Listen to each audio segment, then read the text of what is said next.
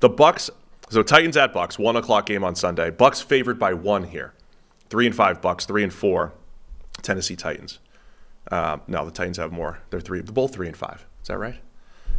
Man, we've hit the point in the season where I used to have the standings right up here in my noggin. Yeah? Yeah. Now you just don't know anything. Now, buys are throwing me off, and Titans they're both 3-5. Yeah. Listen, it's all right. I can admit mistakes. Okay. That was a mistake. They're both 3-5. What are you looking for in this one? Discord game of the week. I mean, obviously, Will Levis is the story. He is. He's now the starter, which I think was the clear, correct decision. Didn't make any sense to do anything else after certainly the first 7 quarters of Will Levis's play. The 8th, the things went off the rails a little bit. But, yeah, I think Levis' situation is going to be interesting. We've already seen – so I was on Titans radio, our friends, Ramon Foster, Kayla, yeah. And it's like, on the one hand, the situation around him isn't bad because you've got Nuke Hopkins. We saw at the first game what that can do for you. You've got Derrick Henry, Tajay Spears in the backfield. Like, you've got a lot of players around him that can make plays.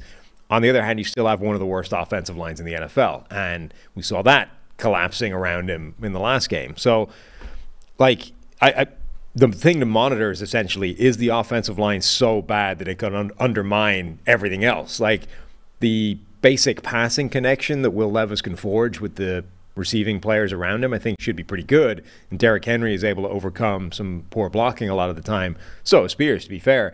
But that offensive line is atrocious, and it's going to give up a ton of pressure, particularly around the edges. Like, the tackles were bad when they were healthy, and now they've been forced into the bench.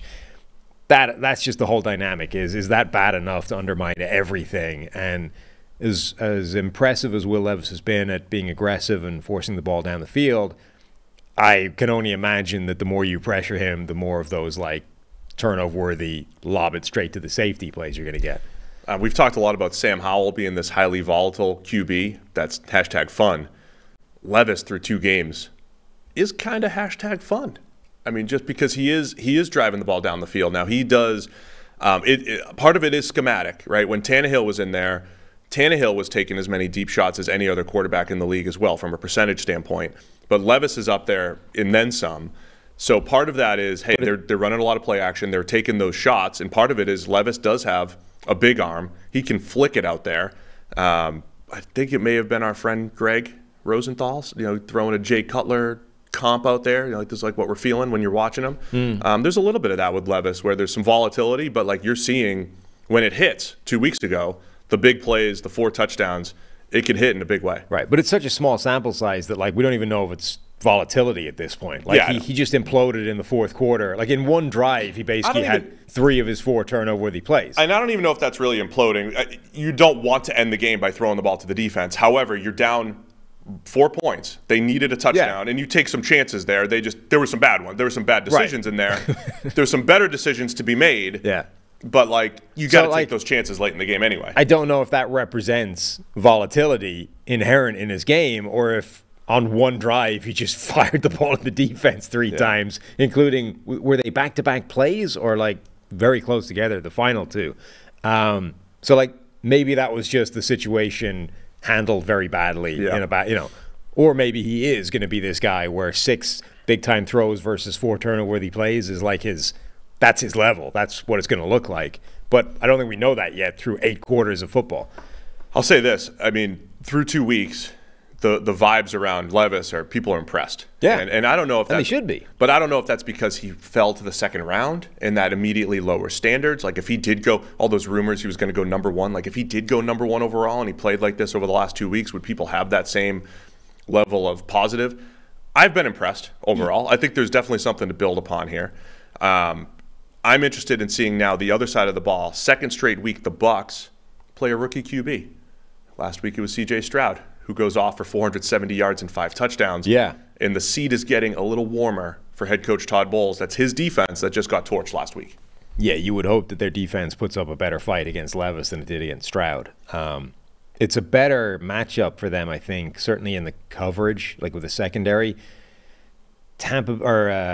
Houston's receivers, particularly Tank Dell, like the Bucs still have this group of like big, meaty powerful, strong, sizable cornerbacks. And then they're trying to like keep hold of Tank Dell, this tiny, incredibly fast, nimble receiver, and it didn't go well at all. Carlton Davis just got victimized by that guy over and over again. Now, you're going up against Tennessee, who skew to the other end of the spectrum, like DeAndre Hopkins, big, strong, not even like that big, but like more of a possession, not going to get a ton of separation, wins at the catch point type of receiver. Like Carlton Davis, that's a better matchup for him. Like he would want that receiver versus try to keep hold of a Tank Dell.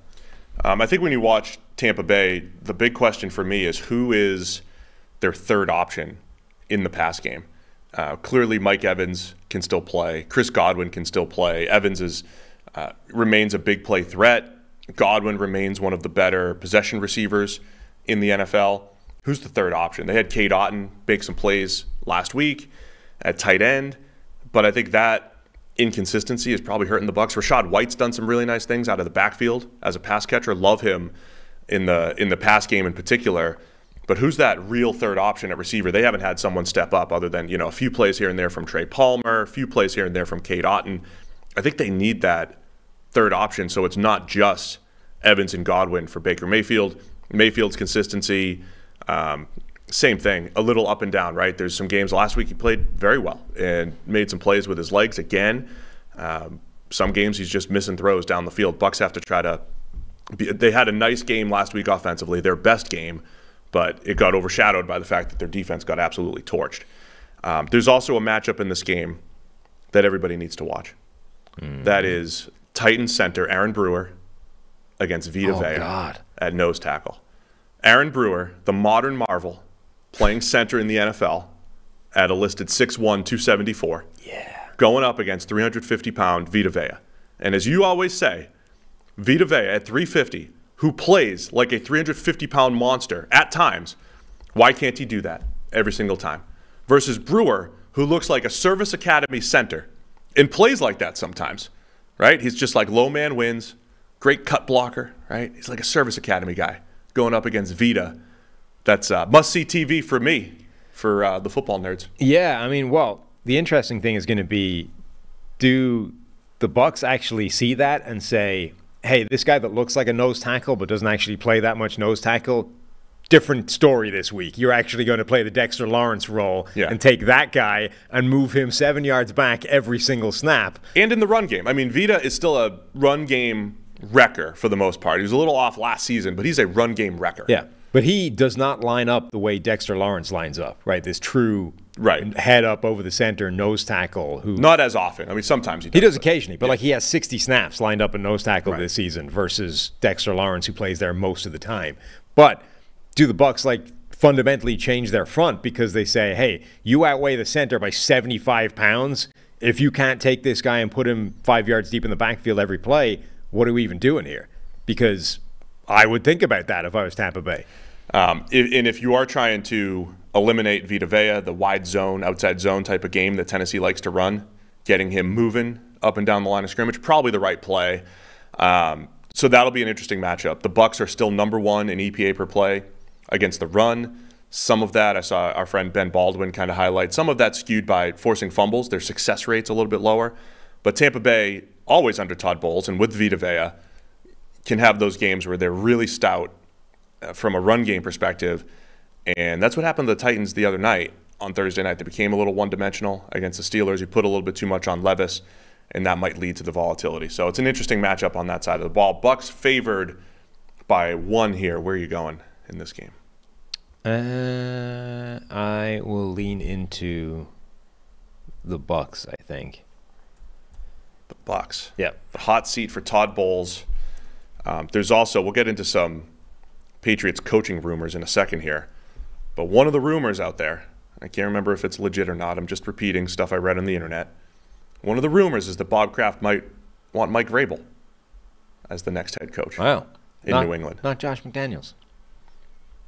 Well, maybe Josh saw it falling apart in New England, and he pulled a George Costanza, and you don't know any Seinfeld references. No. But Costanza tried to get fired. He was trying to get fired from the Yankees. He was trying to get George Steinbrenner to fire him. Maybe Josh McDaniels made that same play because he was sensing the New England job was opening up. And it was in Ziegler, he's like, come on, Dave, come with me. We'll go run the Patriots instead of the Raiders. Yeah, because I'm dragging you down with me. So you're getting canned as well. Just saying. The job here is not an option anymore. So I'm taking Tennessee, you're taking Tampa Bay.